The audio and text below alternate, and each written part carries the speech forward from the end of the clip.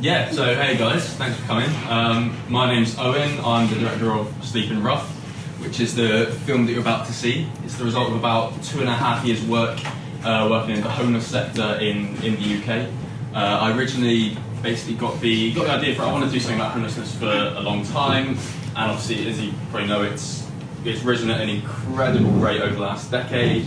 In the UK, it's risen over 200% in 8 years. And I think the figure is more or less the same for the States and for New York in particular. Obviously, there's many definitions of homelessness, many types of homelessness, whether you're sofa surfing or you're living in a hostel or a shelter. But obviously, it's also very visible on the streets. And so it's when I sort of started to see that rise, that was when I wanted to do something about it, and also realising how negative some of the attitudes towards homelessness were and homeless people were, especially. Like just a lot of people that I knew and people that I was actually friends with and people that I really liked had, they would all say, oh no, they're just a junkie, they're just an alkie, they deserve to be there, you shouldn't be giving them money, a lot of stuff like that. So I wanted to make a film about it. I didn't really know what to do, how to do it, what angle to come at it from. So I just literally went out one day, one Saturday, made a tiny little 5-minute documentary made up of interviews with people in the streets. And that gave me a really good idea of where to go with the longer form project. And so then this came along. This is basically it's just over an hour long, and it's the result of we did it a whole year. Me and a team of volunteers. We went around the UK and spoke to various different people that were sleeping rough, which means sleeping on the streets. We also spoke to politicians, and charity leaders, and community organisers all around the UK. And we basically used those interviews to create a script for the film. So although all the events are portrayed by actors, the vast majority of these actors have personal experience of homelessness, and all of the events are 100% real. All of the events are something that's happened to someone or many people at some point. All the dialogue is entirely improvised as well. We had a script of all the events, but we didn't script any of the dialogue. We wanted that to come from the actors themselves, again drawing from their personal experience. So yeah, I think that's the bottom line. Is just that all these stories that you see, it follows 3 different characters, and all these stories are 100% real, and it's all stuff that's happened to people at some point. I'll leave it there, but yeah, hope you enjoy it. Were the dramatizations like a composite of all the stories that you would compile and go across the country? So we went all around the UK. So it was that was quite deliberate, but we didn't want it to be about like Bristol, where I'm from, or we didn't want it to be about London, which is the biggest city, or anything like that. So we went to like loads of different cities all around the UK, and again we had an outreach team of volunteers that was helping with that. But yeah, we really wanted to display what was going on a national level. And while there are sort of small differences between different places, generally, a lot of the things that happen to people, a lot of the situations, particularly with regards to, access to housing, getting benefits, stuff like that, was the same nationwide. As like a corollary, were there any instances of like homeless people moving from like urban areas to rural areas, from rural areas to urban areas, or like? I don't know what corollary means, but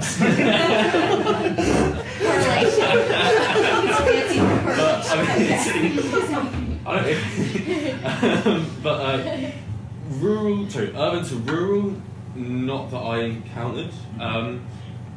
Rural to urban, definitely.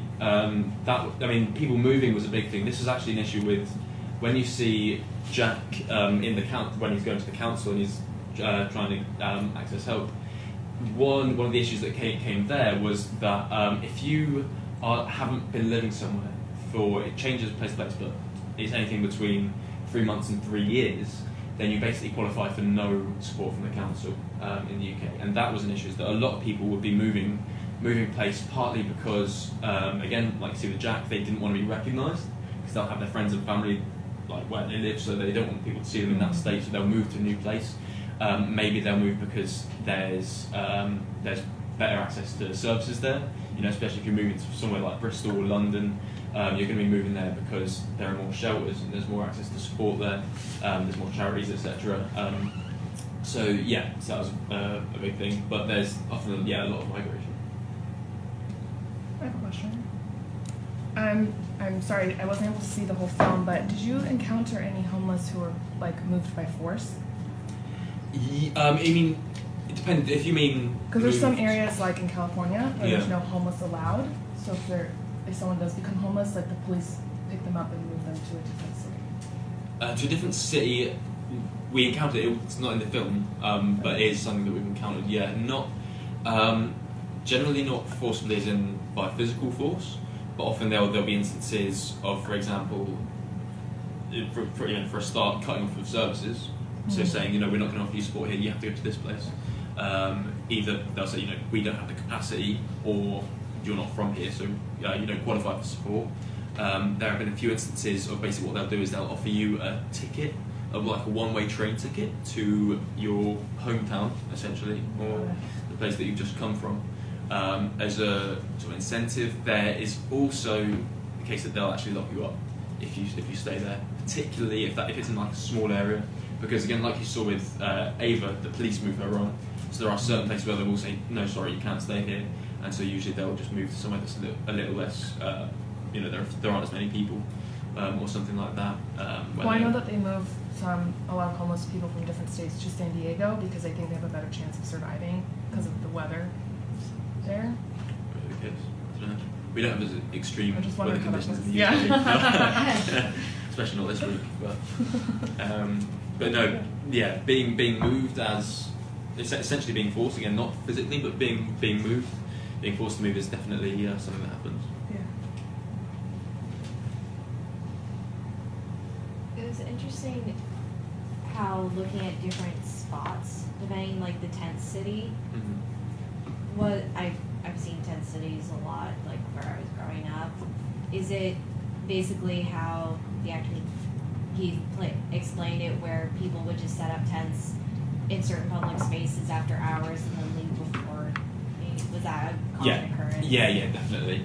If you've got a nice place that's a little bit secluded, but it's still relatively central or whatever, so you're not too far away from everything, then yeah. And sometimes you'll stay there for as long as you can until the police move you on. Sometimes you'll set up your tent late and then you'll be gone first thing in the morning. But yeah, that's quite common.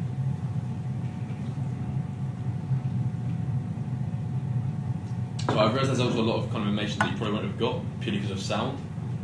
We tried to turn it up more, but couldn't for some reason. But yeah, that's probably a lot of like exposition and stuff that missed out on. But yeah, and the idea with, I should have pointed out as well, the voiceover that you hear those are recordings of actual interviews that we had. One of the reasons that I decided to make it essentially a recreation, make it docudrama, as it's called, rather than just a straight out documentary.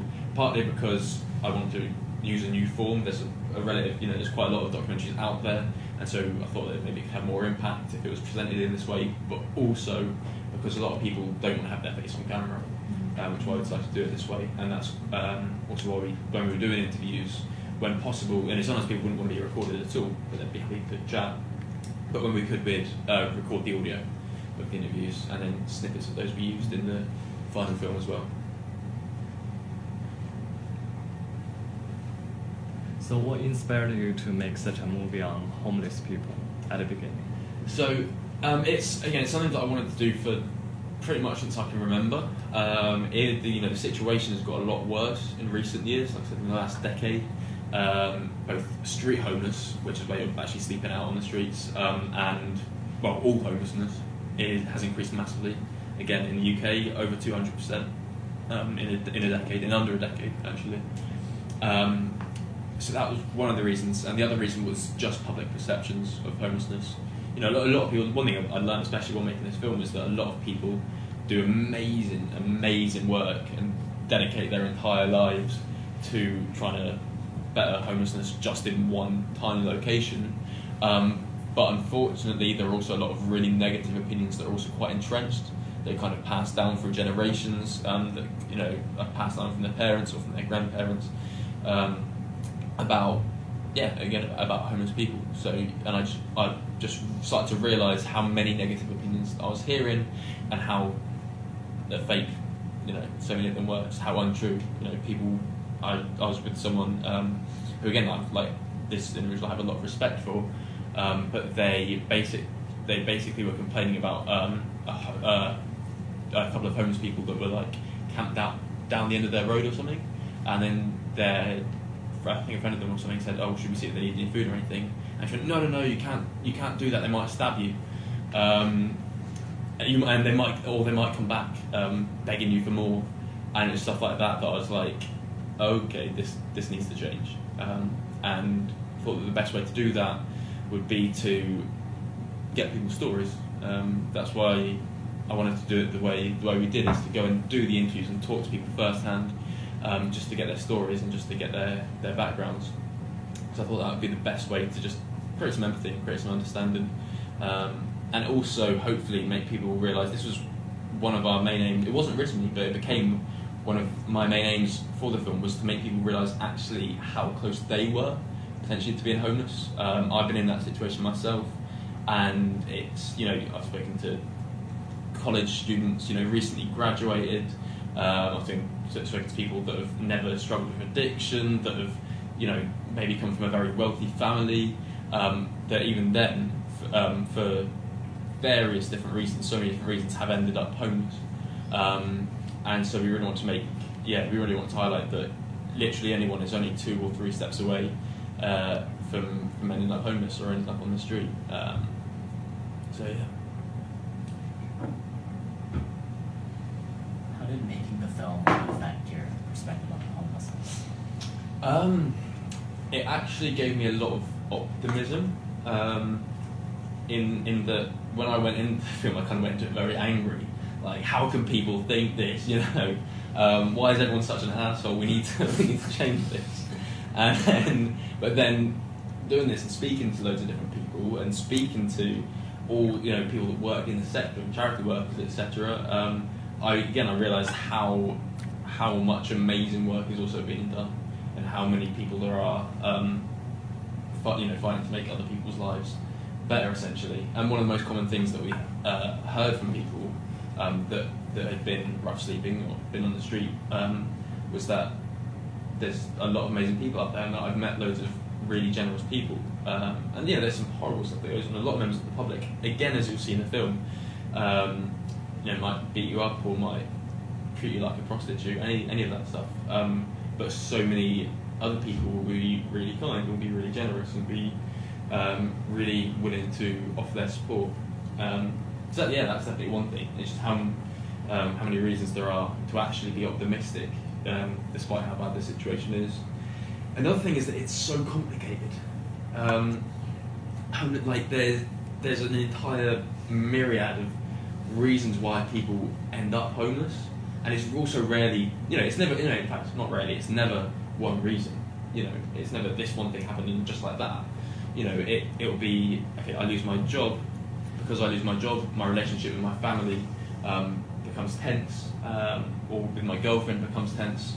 We end up needing to break up. I'm basing this a lot on Jack's story, but if okay, so I've broken up with my girlfriend now, the lease is in my name. I'm the one that rents the flat, but I don't want her to end up on the streets. I don't want my daughter to end up on the streets. I'll put that on myself. I'll sign the lease over to my girlfriend. I'm sure I'll be able to get support. I'm sure I'll be able to find a shelter or something to stay in. Then that happens, and you go in, oh, okay, no, because you need to go through the council first, or it's full, there's nowhere to go. Okay, I'll go through the council. Oh no, apparently because I've signed a lease over, that means that I'm voluntarily homeless. In the eyes of the council, I made myself homeless. Therefore, I don't qualify for support, or they won't put me on a priority list of someone that needs to be housed. So it's so complicated, socially, politically, personally. It's such a complicated issue, and in addressing that, I think that's something that's really important, is to realise how complicated it is, and just how many things you need to address. It's problems with the prison system, it's problems with mental health support, it's problems with homophobia, it's problems with support for veterans. It's so complicated, and unfortunately, because of the situation that we're in, where homeless is so visible and so common, especially on the streets, the governments that are now working to better it, generally they're focusing on bettering the symptoms of it. So we'll offer, we're going to try and offer support, immediate support for people that are currently on the street, for example, which is great, and that's really, really important to be doing. But at the same time, it doesn't address the root causes, and you need, you get people coming out of care homes, like Catherine. You probably didn't pick up on that because of the sound, but the idea with her is that she was an orphan. She went into a care home up until she was 18. As soon as she was 18, obviously she couldn't stay there anymore, so she had a boyfriend. She moved in with him straight away with no outside experience, no experience of the world and what the world is like. And then unfortunately the relationship with that boyfriend became psychologically and emotionally abusive. And so she has no idea where to go. She doesn't have any friends or connections, so the only place to go is the street. And again, then it's such a complex issue. And so what you need to be doing in that situation is, addressing, if someone's leaving a care home, we need to make sure that they've got support. We need to make sure that there's more awareness and more support for people that are in abusive relationships. And unfortunately, in the UK especially, but I believe also in the States, that support isn't there, and it definitely isn't there enough. So yeah, it's a very, very complicated issue, but there are reasons to be positive as well. How do you go about talking to people to try and just make them understand the situation? Because I feel like when I'm talking to a lot of my family members, they don't really understand the fullness or capacity of the situation. Yeah. So it's hard to bring up and discuss. It really is, and I always sometimes feel uncomfortable doing it. I very often feel uncomfortable doing it, whether it's chatting to my mates or chatting to family. Yeah, it's difficult. I've actually found that the best way to do it is actually through example. If you don't have to say anything about it, but if you're walking with a friend of yours down the street, and someone says, and again, so there's often a question of should you give someone change? Because they say, okay, well you shouldn't, because either they might be spending it on drugs, which in some cases does happen. You shouldn't be doing that because you should be supporting charities instead, rather than giving it straight to them, because that will actually encourage them not to go to charities. My personal view is that you don't need to do that, but at the very least you should always acknowledge people when you're walking past. And many people don't. They feel much more comfortable staring at their phone or looking down, and looking away, pretending that they're not there. And so what I always do is, if I'm walking with someone, I always do it, if I'm walking with a mate of mine on the street, I'll always nod to someone and say, hey, you're right, how you doing? And that's it. But because I've done that, then my friend or whoever I'm walking with will see that, and they'll go, oh, okay, maybe I'll do that as well, and I found that to be much more effective. I found that I've been asked with this film and being so involved in homelessness and the campaign that I've done, a lot of people have asked me, okay, well, what have the effects been? You've done all this. Have you seen any tangible effects? Generally looking for, okay, what statistics have you got? How many people have you managed to house because of this? And I said, no, I don't have that. I don't have any of those statistics. But I 100% have seen people that I know, people that I'm close to, people that I'm not even that close to, changing and having more well-rounded opinions, and going out and attempting to do stuff around homelessness. And I feel like that's been much more effective just because it's been a kind of, they've just seen me doing it or whatever, and they've seen the stuff, and so it's almost by symbiosis that they've done that, if that makes sense. Yeah. Yeah. It does. Have you played the movie for homeless people? Yes, yeah. Because we went during the research campaign and when we were doing all the interviews, we went to a lot of charities and shelters, and soup kitchens and stuff like that. Some of which actually appeared in the film. A lot of those locations we filmed in the real locations. And when we were editing, what we were really keen to do, because right from the very, very beginning, when it was just a very vague idea, I always wanted to make sure that the bottom line was it was truthful. Much more important than it being a good film or whatever was that it was truthful and that it wasn't bullshit, basically. So that's why we were always speaking to people. And when we were editing it, with a couple of cuts of the film, we'd actually go and we'd screen it in shelters, the places that we'd been, and we'd get feedback there, and so we'd have. What was like one of their criticisms, or like what do they? Yeah, what did or you what, cut, or- what's not true? What doesn't? Watching that, get people to say, "Oh no, that's not right. No, that wouldn't happen." Anything like that. Surprisingly, I have to admit, people didn't have much. People didn't say that much. There was, in fact, the only times when there was stuff that didn't supposedly ring true. What was annoying is that actually somebody else would then see the film and would counteract it by saying, no, that's 100%, that's happened to me. So yeah, but that's what we was doing, is just getting that feedback about what doesn't feel right to you, what doesn't ring true. And there was also a lot of stuff that didn't ring true to members of the public that hadn't experienced it.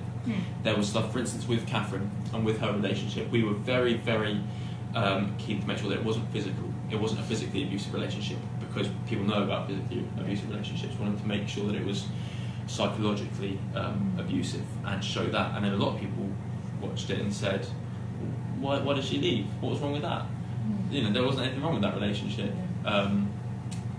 But some people that we screened it to, they've been homeless and they've been in that situation, said, my God, that's 100% true. That exact kind of thing has happened to me, and I'm so glad that it's being shown that way. And it's because we were really worried that we were saying, oh, is it not explicit enough? Should we make it a bit more obvious that it's abusive?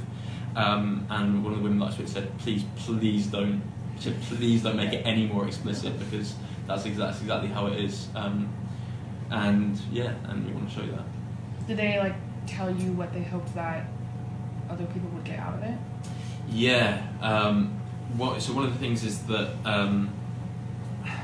is an issue. I don't want to be too controversial, but in policy making, and this isn't just with homelessness, this is with anything really. A big issue is that people don't, policymakers don't actually speak to the people that are affected. If you're making policy on homelessness, a lot of people won't actually go and speak to people that are homeless. If you're making policy on, if you're working on prison reform, policymakers often won't even go into prison. They won't speak to prisoners or prison officers. If you're legislating on domestic abuse, a lot of people won't go and speak to the domestic abuse survivors. So that was something that we really hoped would come out of it, is that we wanted to make sure that people on that level, our base audience was the public, was just the everyday person we want to affect. But we always hope that there's legislative change that can happen from this, and we want to encourage those people to engage, and that's why we had the real voices coming through. And that's something that having a fair bit with the feedback, is that they, people that have been homeless and watching it were saying, I connect with this. I can see that this is coming from real people. I hope that legislators can hear this, and that they might hear the truth of what's going on. For example, we did a screening at Bristol Homelessness Awareness Week. Again, I really hope this isn't going to be too controversial, and I won't call out any names. But when we were screening it, we had support from the council, which we were very grateful for. And Bristol City Council does an amazing job in addressing homelessness, much better than many other places in the UK. So we had support from the council to screen it at an event. But there was a little bit of opposition in terms of, we're not sure that everything in that film fits our message. We're not sure that all of it is showing the right thing that we want to get out. And one of the council members emailed me saying, could you cut the police scene? I don't think that happens in Bristol. And my response was, yeah, it does. I can literally give you an audio recording of when I was sat in a tent and police officers tried to come along and move us along. And so he was like, oh, all right, okay. Keep it in, that's fine. But that is the case. And again, these are people doing amazing work. These are people that really care about the issue. But they don't always know the reality of what's going on. Right. They just don't know the reality of it. And so that's what we really wanted to display. And also something that we wanted to do with the film is look at the different time frames. So there are very important distinctions between the three different characters. One is a woman, for a start. That brings very separate set of issues. One is an immigrant, very distinct issues. One is a single man, which also has its comes with its issues in regards to homelessness. and we wanted them to play out across different time scales. So Catherine is homeless for a few days, or at least she's on the street for a few days. Ava is on the street for a few weeks. Jack, a few months, and ongoing. And that was something that we really want to highlight, the kind of the differences between people's stories and situations. And originally the film was going to be like 20 to 25 minutes, and it was going to be just Jack. But then, as we were doing the interviews, and I was trying to like cram everything into this one narrative, I was kind of realizing, no, this isn't enough. It wouldn't be fair to cut out so much and only do one story, or even try and fit as much as possible in. And there's loads of stuff that we heard from interviews that we didn't include in the film. Loads of stuff, and every time I watch it, there's something that I think, oh, I really wish we'd done that. I wish we'd look more into mental health issues. I wish we'd look more into addiction. I wish we'd look more into actually abusive relationships. There's so many different things that I wish we'd addressed, but that's why we did 3 different stories. Is that there was so much stuff that we heard, and so many very, very distinct stories that we heard, that we had to split into these 3 people, and each of the narratives is an amalgamation of different interviews. So none is the kind of direct translation of one person's story. Some of them are more broad, like with Jack, partly because most of the people that we spoke to were men, probably more than 50% actually of the people we spoke to were white. Of the men we spoke to were white. His is quite a broad collection of stories, and it's stuff that happened to a lot of people. Like again, the situation of losing job, losing family, signing flat over to my girlfriend or wife. That was something that we heard from countless people, from countless men, and so that was something that. Whereas for other people, like with the issue of Ava being exploited in what is modern slavery, that was something that I heard from, even though I knew it happened and it was a primary cause of homelessness. In terms of the actual interviews that we did, first-person interviews, I think it was only 3 different people that had that, but it was a very poignant aspect, and it was something that so few people are aware of. So that was why we included that in there, for example.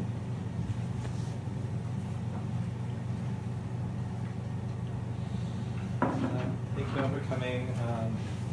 There's going to be a follow-up event in the next month. I'm going to be sending out the info where I'm actually going to have various like shelters and volunteer opportunities for keep giving people as like wildly busy and stresses and going insane as all of us. So there will be follow-up to this, but of course in the meantime, just keep up the compassion as we all go home that we